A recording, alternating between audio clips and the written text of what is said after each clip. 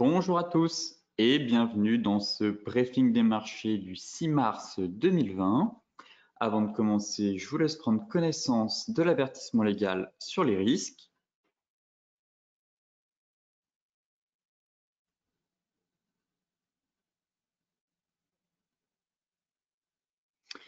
Très bien. Et tout de suite, on va s'attaquer à l'actualité des marchés.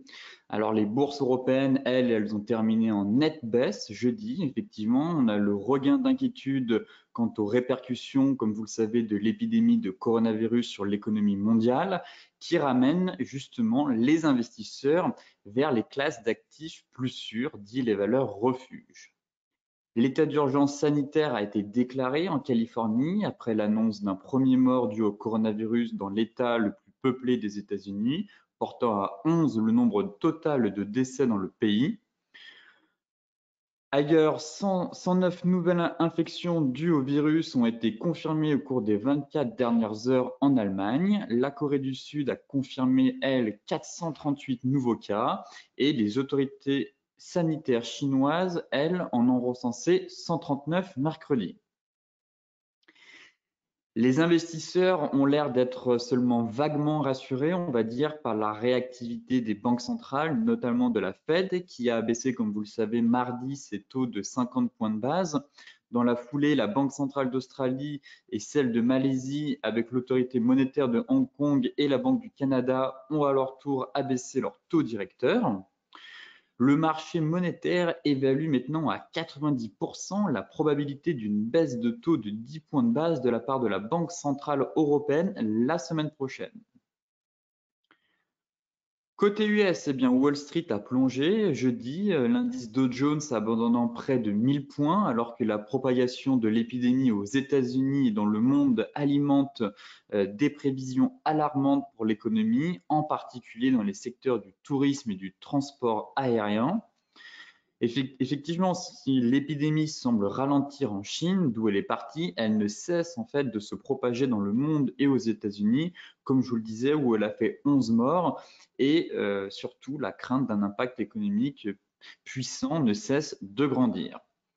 Donc, parmi les derniers principaux développements aux États-Unis, on a eu Google a suivi l'exemple d'autres géants du numérique en conseillant à ses employés de la région de Seattle de travailler chez eux en télétravail, tandis que de nouveaux cas ont été signalés dans les environs de New York et de Los Angeles.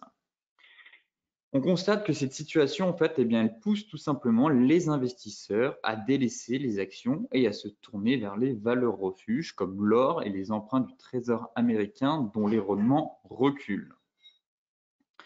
Maintenant, avant de passer au graphique, je vais adopter un nouveau format dans le briefing des marchés et essayer de vous montrer quelques graphiques un peu fond de macro qui entourent l'actualité des marchés.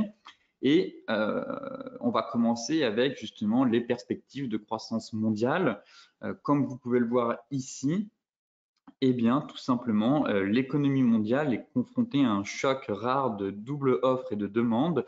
Et tout simplement, l'OCDE a baissé ses perspectives de croissance pour 2020 à 2,4%. Tout simplement, 0,4 points de pourcentage au-dessus du seuil de récession. Donc, on voit que finalement, les perspectives de croissance, depuis, c'est le plus bas niveau depuis 2009 concernant les perspectives de croissance de la part de l'OCDE. On est à quelques points, on va dire quelques pourcentages du seuil de récession et on constate que justement qu'on a atteint sur des niveaux, en fait, un plus bas, on va atteindre un plus bas depuis 2009, ce qui montre un certain, justement, contraction et ralentissement de l'économie mondiale. Ici, nous avons la capitalisation boursière mondiale avant le coronavirus.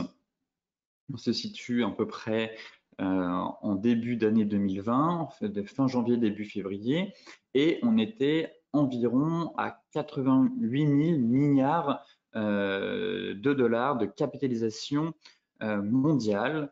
On a quand même eu une hausse fulgurante en un an. On est passé de 66 milliards à 88 000 milliards, ce qui montre qu'on a quand même eu une hausse de quasiment 30%.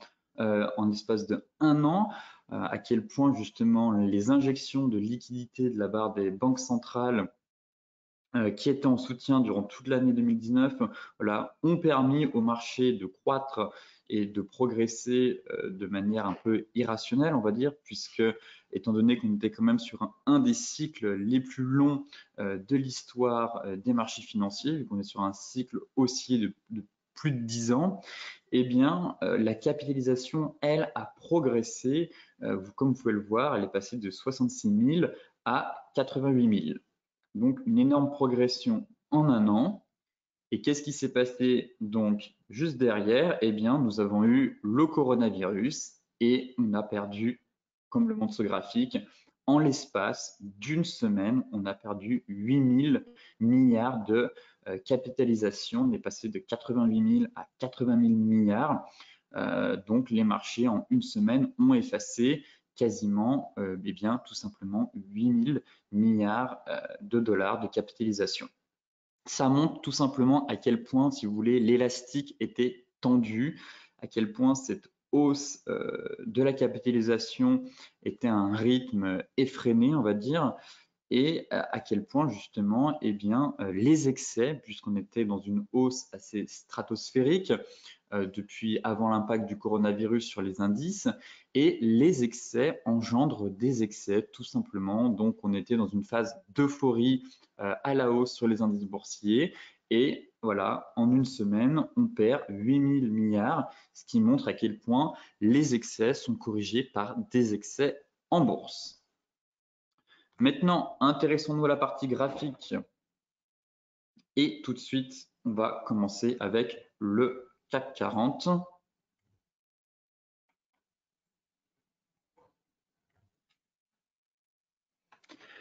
Et l'indice qui semble en difficulté, en tout cas, comme vous pouvez le voir, on a quand même, j'ai oublié de le préciser dans l'actualité des marchés, cet après-midi à 14 h, nous avons quand même le NFP, donc ça va aussi driver les marchés cet après-midi. C'est sûr qu'un mauvais NFP risquerait d'accentuer la chute et montrerait justement eh bien, les signes de ralentissement et de faiblesse de l'économie US. Donc soyez prudents et surveillez bien à 14 h 30 les statistiques concernant le rapport NFP US des emplois non agricoles. Et bien sûr, on aura aussi le chômage, le taux de chômage qui sera donc qui va tomber cet après-midi en même temps que les créations d'emplois. Alors, eh bien, le CAC se trouve à la croisée des chemins. Mais pour moi, on va aller chercher plus bas. La partie comme ça, on est bien parti pour aller chercher les 5050 points dans un premier temps. On est en train d'enfoncer notre zone support. Donc, bien sûr, je ne vais pas vendre la peau de l'ours avant de l'avoir tué.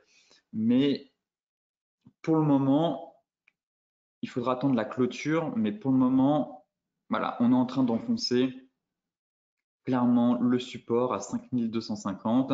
On avait notre moyenne mobile 200 qui venait en renfort justement prendre appui quasiment vers les 5220 points, mais là on est en train d'enfoncer une clôture vraiment sous ce niveau engendre, je pense, j'ai comme objectif les 5050 points sur le CAC 40.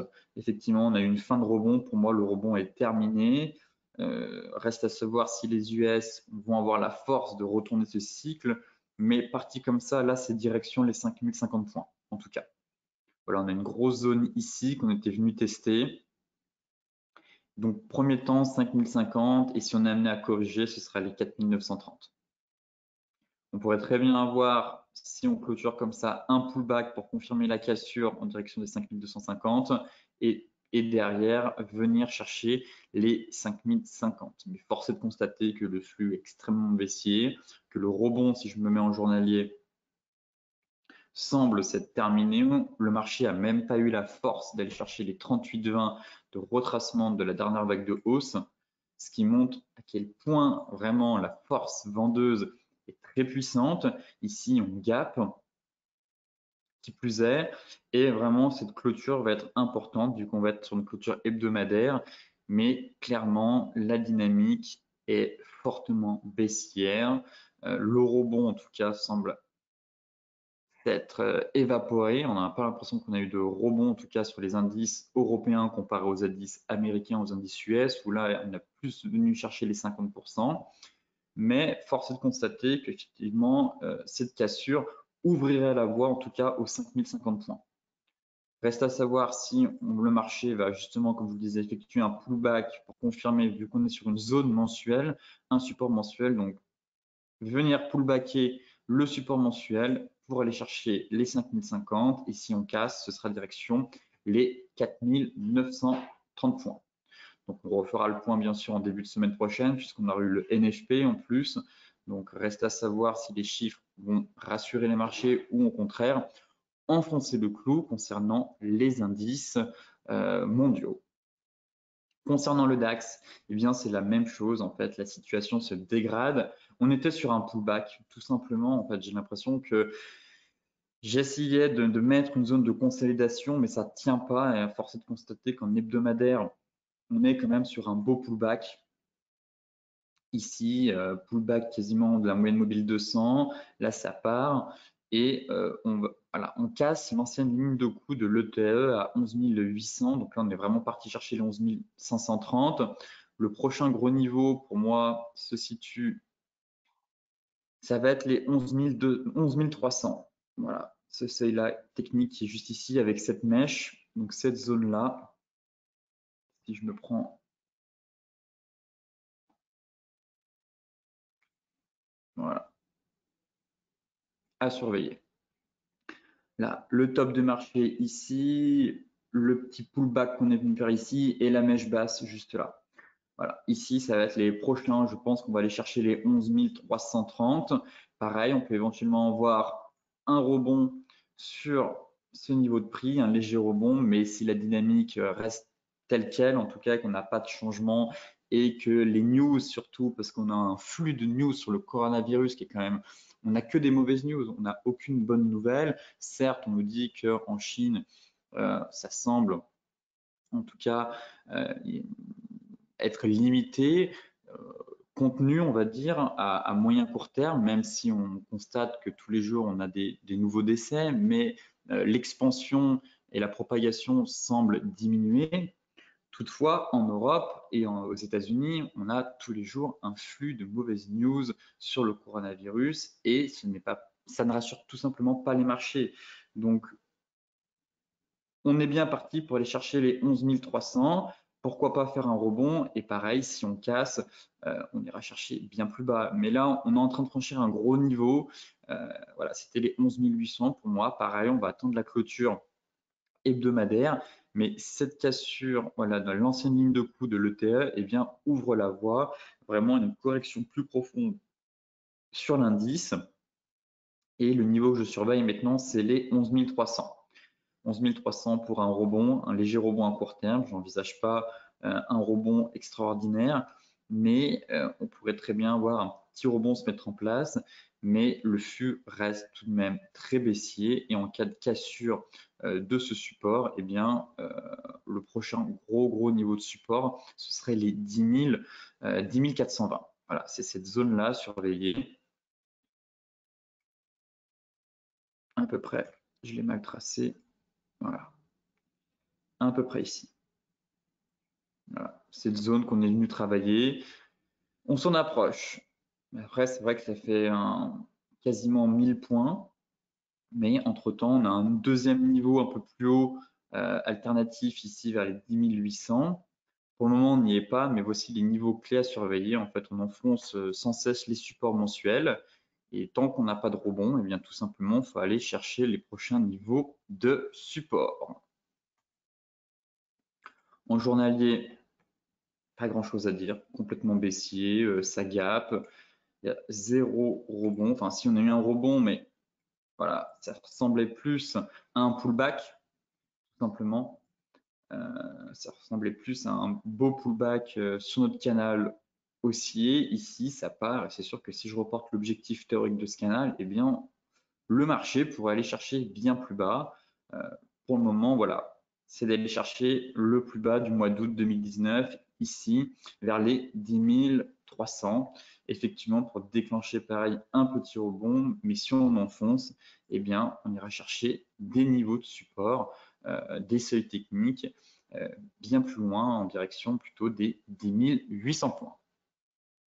Concernant le Dow Jones, plus résistant l'indice américain, on voit qu'on a quand même eu un sacré rebond, mais on évoquait hier justement la zone chaude qui était, je rappelle,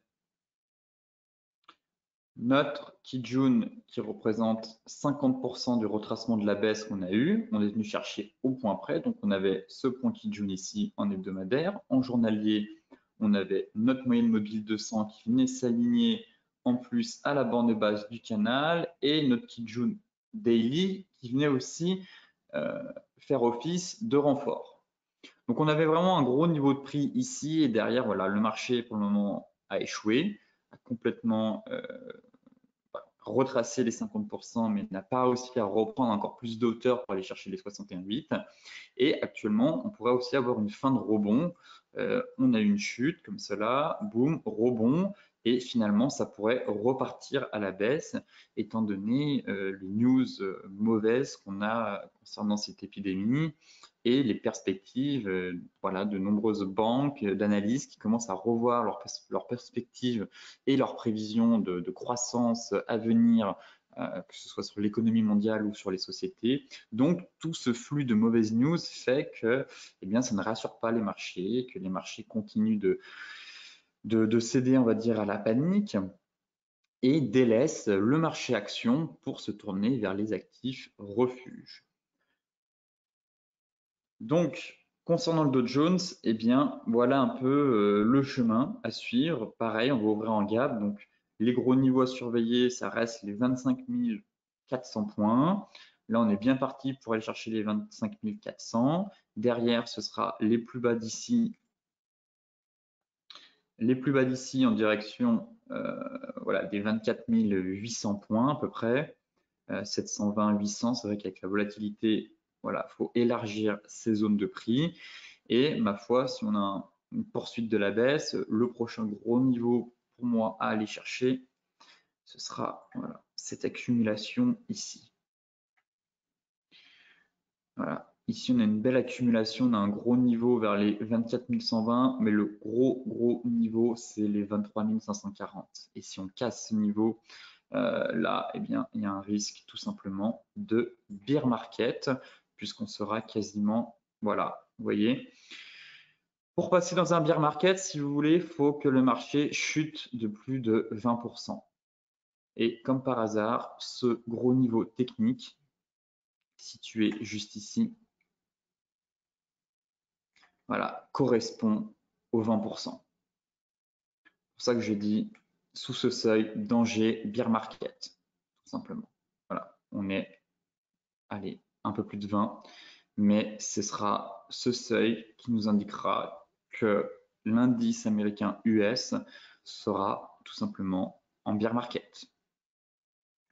Voilà à peu près les niveaux à surveiller, donc les 25 530 pour le bear market, 24 120.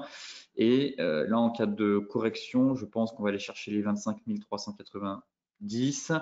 Plus profond, on ira chercher nos anciens plus bas. Et par contre, pareil, comme sur le CAC et le DAX, si on casse les nouveaux plus bas ici, c'est direction les 25 530 points. Concernant le Forex, c'est bien l'euro USD tout simplement en grande forme. Il explose à la hausse et il est en train d'inverser sa dynamique de fond, sa dynamique baissière. En hebdomadaire, c'est juste magnifique, l'euro-dollar. Sortie de canal baissier par le haut. L'objectif des 1,1270 évoqué hier a été pulvérisé en un jour. Prochain gros niveau, pour moi, c'est les 1,14. On a quand même la moyenne mobile 200 là, qui risque de faire un peu obstacle avec les 1,1370. Mais voilà, sortie de canal baissier par le haut. Regardez la taille de ces bougies comparées aux bougies précédentes. C'est des bougies flux, c'est des bougies clairement haussière. On sent qu'il y a un changement de dynamique et de psychologie qui se met en place et les acheteurs prennent l'ascendant. Et l'euro-dollar pourrait très bien avoir encore de très beaux jours devant lui. On pourrait aller chercher les 1,15 et les 1,16 avec une dynamique comme ça. Voilà, c'est les 1,16 qu'on peut aller chercher. Honnêtement, il y a il n'y a aucun signal baissier sur l'euro-dollar, il n'y a que des signaux haussiers, ça casse des résistances, ça sort par le haut d'un canal baissier, on a un avalement ici, c'est très propre techniquement l'euro-dollar, d'habitude je ne le trouve pas aussi propre, mais là, techniquement c'est beau ce qu'il fait, et ça donne de superbes analyses, en tout cas à réaliser et à faire, et à partager avec vous. Donc en hebdomadaire, on a quand même le NFP cet après-midi, donc on va voir ce que cela va donner. Toutefois, voilà, on est dans une belle optique. Si on était amené à corriger après quasiment, j'ai envie de vous dire, plus de 500 pips, quasiment 600 pips de hausse en ligne droite, eh bien, ce serait d'aller chercher voilà, la moyenne mobile 200. Pourquoi pas faire un pullback derrière. Éventuellement, je me dis, faire un pullback sur la borne. Et là, vu le bougie flux, j'ai quand même du mal à imaginer un pullback. Mais voilà, ce serait un pullback pour repartir en direction des 1,15, voire des 1,16. En données journalières, c'est vrai qu'on est quand même très éloigné de notre Tenkan. On sent qu'il y a une forte accélération. Donc, à un moment, oui, donné, voilà, ça tend l'élastique. On va quand même avoir, mais voilà, ici, on avait ça c'était le point de la zone chaude, les 1,1180 pulvérisés. Donc, c'est sûr qu'à un moment donné, on ne va pas monter non plus en ligne droite sans cesse. On va avoir un moment de correction. Là, on est en train de casser les 1,1270. On en fera plus le point lundi. J'ai pas trop envie de me prononcer à quelques heures d'un NFP pour vous dire on va avoir une correction ici ou sinon ça va partir en flèche. Honnêtement, je ne sais pas. J'attends de voir la clôture hebdomadaire qui, elle, va vraiment être importante et les résultats du NFP. Ça me permettra de voir si au contraire, peut-être que l'euro va finalement corriger. On va peut-être retomber à 1,1180 ou on va finir la semaine en beauté, on va aller chercher les 1,1380. Honnêtement, voilà, je préfère quand je ne sais pas vous dire j'attends pour avoir tout simplement plus de visibilité, pour avoir un scénario voilà, plus clair. Mais c'est cette bougie hebdomadaire qui m'intéresse. Voilà. Pour le moment, je vous disais, les 1,12 mettront fin à la dynamique baissière. Et là, actuellement, on est sur une belle bougie. Et changement de psychologie, on passe en tendance haussière. C'est surtout ça voilà, qu'il faut retenir. L'euro met un terme, met fin à sa tendance baissière actuellement. Et on refera le point lundi avec cette clôture hebdomadaire. Et voilà, dans cet état actuel, eh bien, nous passons en tendance haussière à moyen terme sur l'euro-dollar. L'euro GBP, je vais faire quand même le petit suivi.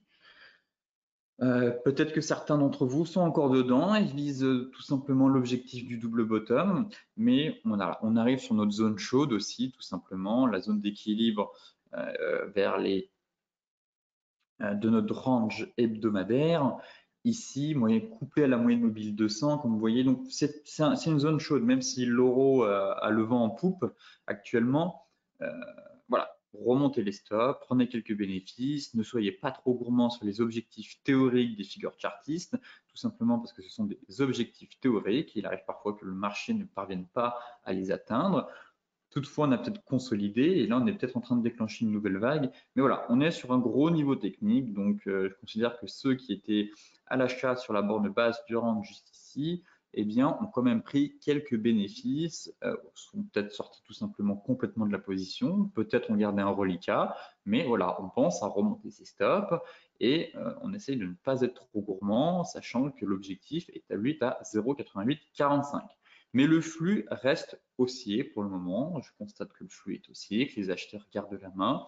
Toutefois, voilà, il faut éviter de redonner, on va dire bêtement, des pips au marché alors qu'ils ont été durement gagnés. L'AUD-USD. L'AUD-USD, pas grand-chose à dire, mais j'aime bien la configuration en fait, dans le sens où je m'attends à un gros rebond sur la zone mensuelle. Ça faisait longtemps que je n'avais pas fait cette paire dans le briefing des marchés. J'évoquais la zone mensuelle et là, j'aime bien voilà, ce mouvement bien baissier, rebond sur la zone mensuelle, attendre un chandelier de retournement pour repartir à la baisse. Voilà un peu l'optique que j'ai sur l'AUD-USD. Ici, on avait quand même un beau pattern, un piercing pattern qui s'est mis en forme juste ici, gap baissier extrêmement rare sur le Forex, hein. En plus un beau gap, on avale, on clôture ici, comme vous le savez, dans plus de 50% du corps de la bougie. Donc, on a un piercing pattern à la hausse. Effectivement, il a fonctionné. Et je surveille donc ma zone un peu mensuelle. Bon, on ne le voit pas trop, mais je sais que c'est une zone mensuelle. Voilà, ici, voilà, c'est à peu près, bon, on ne voit pas trop parce qu'il faut que je remonte assez loin dans le passé, mais voilà, c'est une zone mensuelle, elle a été travaillée. Et là, j'ai l'impression, voilà, on l'a cassé, on tente le pullback. À surveiller la bougie, vu qu'on a ouvert quand même avec un gap baissier, que là on est en train de faire un avalement haussier. Toutefois, bon, on est seulement au début du mois, mais si on a un avalement, on clôture la fin du mois avec un avalement haussier, attention, ce serait peut-être pas un pullback, on pourrait avoir une poursuite de la hausse. Pour le moment, on n'est qu'en début de mois, donc si c'est un pullback, finalement, eh bien, on n'aura rien du tout comme figure. Mais en tout cas, là, actuellement, on est pareil dans un piercing pattern. Et si la hausse se poursuit en direction du support, maintenant qui est devenu une résistance, eh bien, ce sera un avalement. En tout cas, à plus court terme, voilà, c'est vrai qu'on a un avalement. Ici, du coup, on est parti sur un avalement. Donc, voilà, j'ai envie de dire prudence, car on a techniquement un chandelier de retournement. Après, c'est pas dit qu'il fonctionne à coup sûr. On est quand même dans une tendance baissière depuis 2018. Les paires océaniques sont fortement impactées aussi par le ralentissement économique. Alors, ce chandelier pourrait être tout simplement invalidé et être un pullback sur notre zone de support qui est devenue une résistance. Toutefois, si arrivé ici, on a quasiment presque une divergence, pas tout à fait. Si arrivé ici, il n'y a aucun chandelier de retournement et qu'au contraire, il y a une bougie flux comme ça qui vient casser, il ne faut pas se mettre à contre-courant. Effectivement, l'avalement va fonctionner. Mais si ici, vous voyez une étoile du matin ou une espèce d'avalement qui vient buter, dans ce cas-là, ce serait tout simplement un rebond technique pour venir tester le support. Vu qu'on a ce gros niveau de support qui donne une résistance, on ne l'a même pas pullbacké, on a cassé ici, on est parti en ligne droite. Là, le marché semble se dire on est peut-être allé un peu bas, un peu vite, trop fort. Donc, pullback. Et si on échoue, boum, on repart en direction des plus bas. Voilà un peu le scénario qu'on va essayer de travailler dans les prochains jours. Le GBP USD. Le GBP USD qui commence à devenir intéressant, qui pourrait repartir à la hausse. On est sur une zone technique de résistance et d'oblique baissière qui vient coupler, on va dire, renforcer cette zone technique. Juste ici, vous voyez l'alignement, voilà, à peu près vers les 1,2990, 1,3015. Vu qu'à 1,2990, c'est notre résistance horizontale. Et au niveau des 1,3015, actuellement, c'est l'oblique. C'est l'oblique là qui passe par tous les plus hauts qu'on est en train de travailler. En hebdomadaire, j'aimais bien cet oblique là aussi, pour vous montrer. Voilà. On est dessus. Voilà, on est dessus, on la travaille. On la travaille, on a la moyenne mobile 200 qui vient se mettre ici.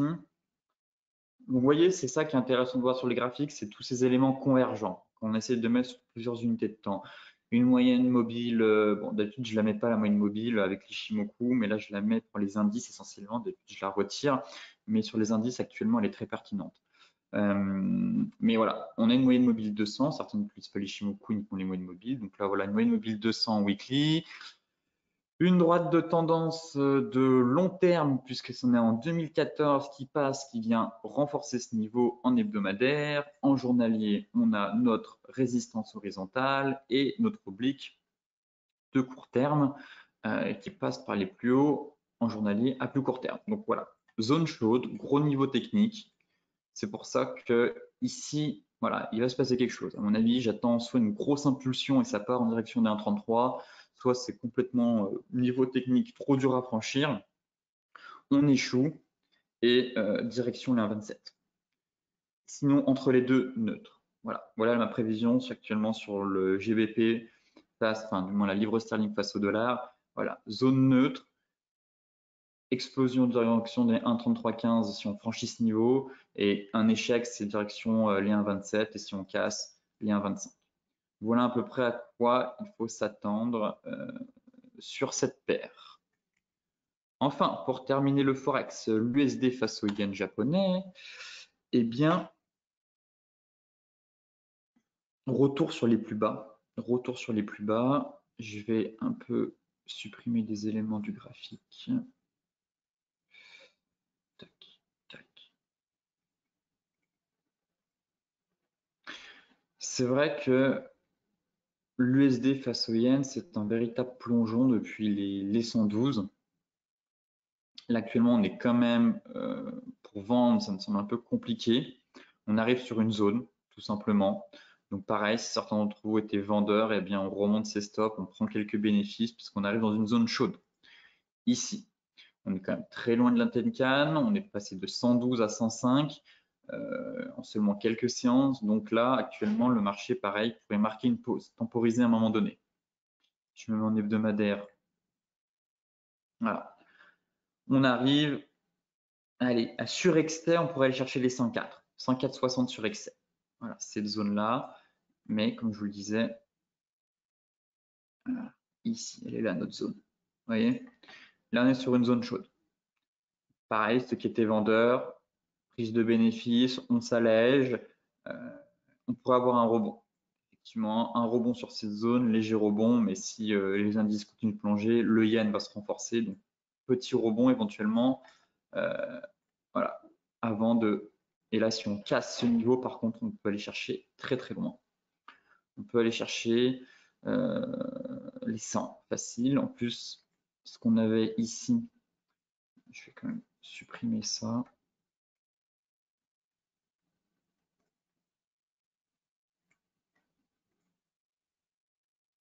Voilà, si j'enlève l'Ishimoku, pour vous montrer un peu plus clair, c'était ce triangle. Voilà, on avait un magnifique triangle ici.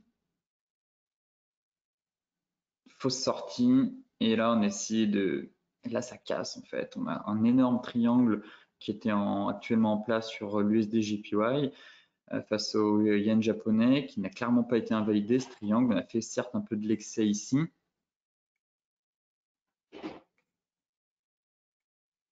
mais il tient ce magnifique triangle de très long terme. Et clairement, si on enfonce les 104,60, les 100, enfin, vu actuellement la volatilité, vu les craintes, vu les risques, le yen japonais pourrait continuer à se renforcer et ce gros niveau, s'il est mis à mal par le marché, voilà, faut être objectif, je pense, et réaliste. Ce sera en direction des 102, à moyen long terme, je parle, hein, bien sûr, étant donné que je suis plus en swing trading.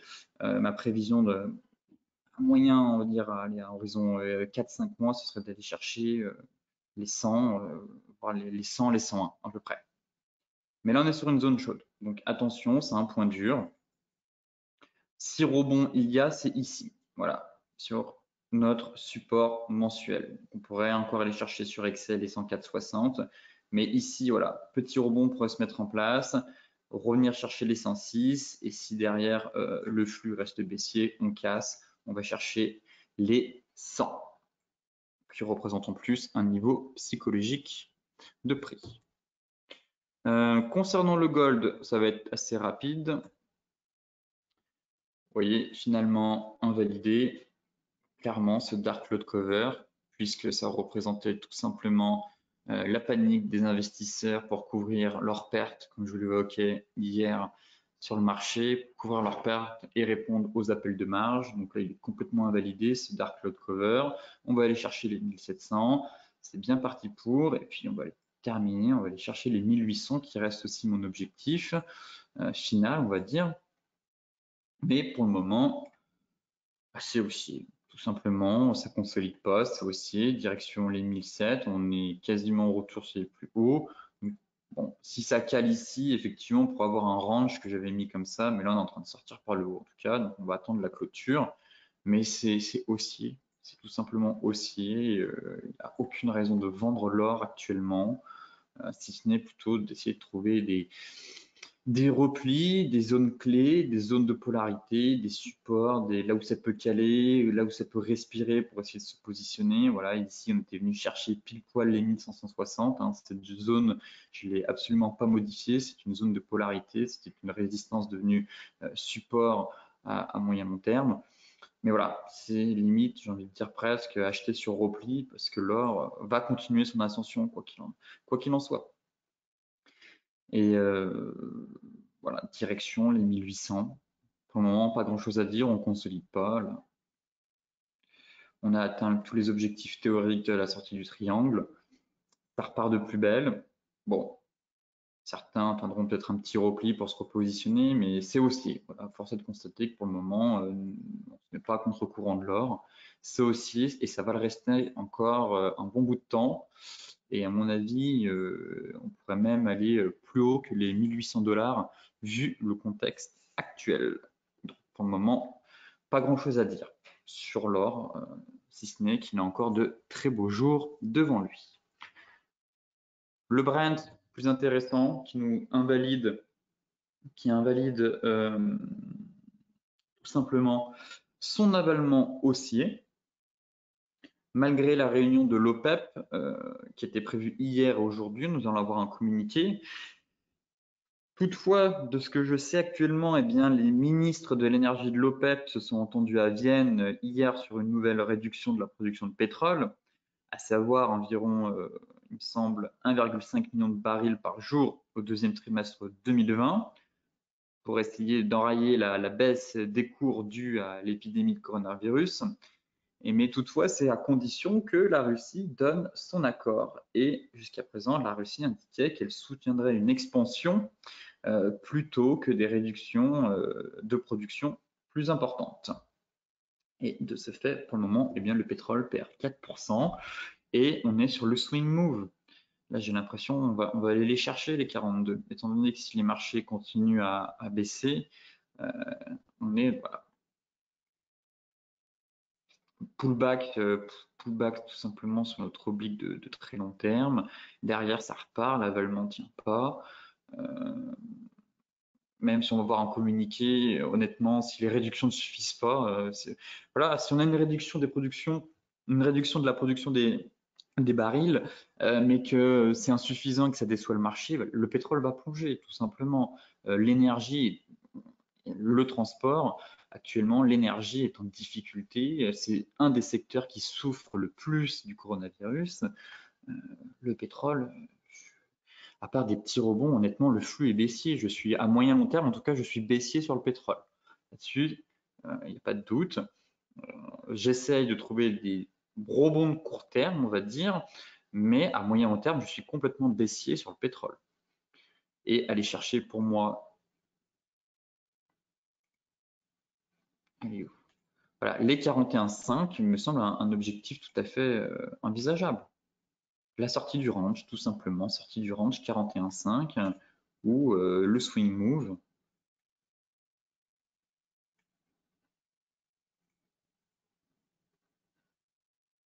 Hop, voilà, parfait, à peu près. Qui donne à peu près ce même objectif de prix. Donc, et ça correspond à un gros niveau. Les 41,5, le plus bas d'ici. Voilà, à peu près la zone de support de 2015 et de 2016. À partir d'ici, je commencerai peut-être de nouveau à me dire, bon, petit rebond à prévoir, à s'attendre, mais là, le flux est complètement baissier, sortie de range, pullback sur l'oblique, magnifique, et puis ça repart et ça tient pas. Avalement haussier complètement invalidé. Bon, on n'a même pas attendu finalement le communiqué, il est censé tomber aujourd'hui. Derrière, ça ne prend pas. Et là, c'est direction les 44. Direction les 44, 30, 30 et puis les 41. Actuellement, je vois pas. J'ai aucun signe haussier ou de rebond technique, en tout cas à court terme, sur le pétrole. J'ai absolument rien du tout, j'ai pas de divergence, les chandeliers sont juste horribles, le flux est complètement baissier. Non, là, il n'y a pas, je peux pas me prononcer sur un rebond, en tout cas à court terme. Sur le pétrole, au contraire, c'est baissier et je suis plutôt des objectifs maintenant à 44,30 et objectif final à 41,5 $. Pour terminer, on va s'intéresser à la crypto-monnaie Bitcoin. Pas grand-chose à dire, si ce n'est que la crypto. Eh bien, la crypto poursuit sa légère ascension, enfin sa légère ascension, son rebond, on va dire, sur la zone des 50%.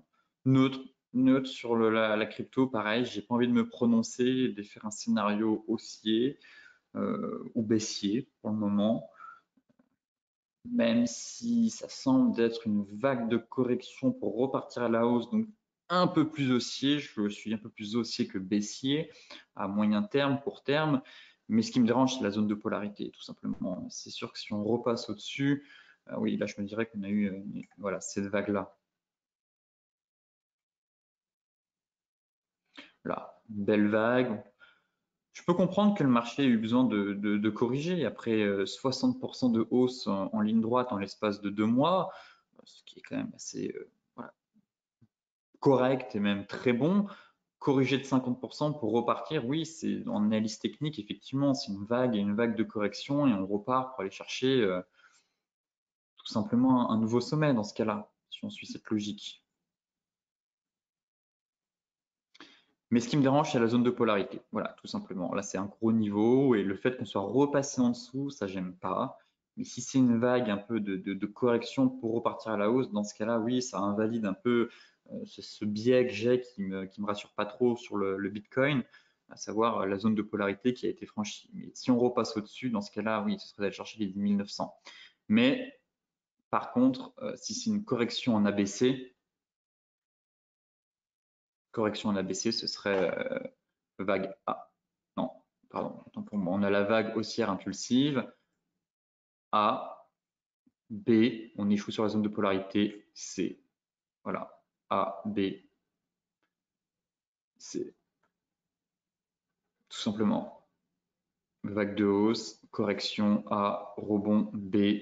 On échoue sur la zone de polarité ABC et on reporte cette vague. Pareil, un peu comme un swing move, tout simplement. Là, vous reportez A, tac, et là, ça donnerait ça si on échoue ici. Correction en ABC. Direction les 7180.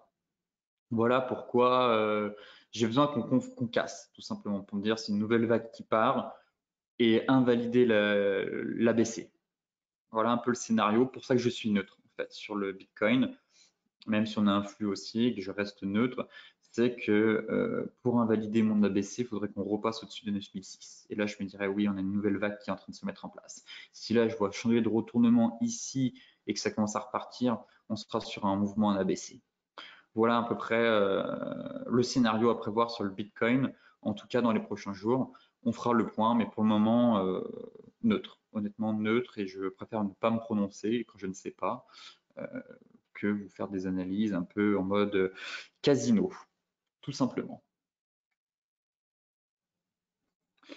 Ce briefing des marchés touche à sa fin. Pour celles et ceux qui souhaitent consulter l'article dans son intégralité, je vous mets le lien dans la description de la vidéo. Sur ce, je vous souhaite à toutes et à tous de très bons trades, une excellente journée. Soyez prudents sur les marchés, attention au levier, attention, élargissez les stops, prenez rapidement vos bénéfices, restez prudents et on se retrouve la semaine prochaine pour faire un point sur les marchés.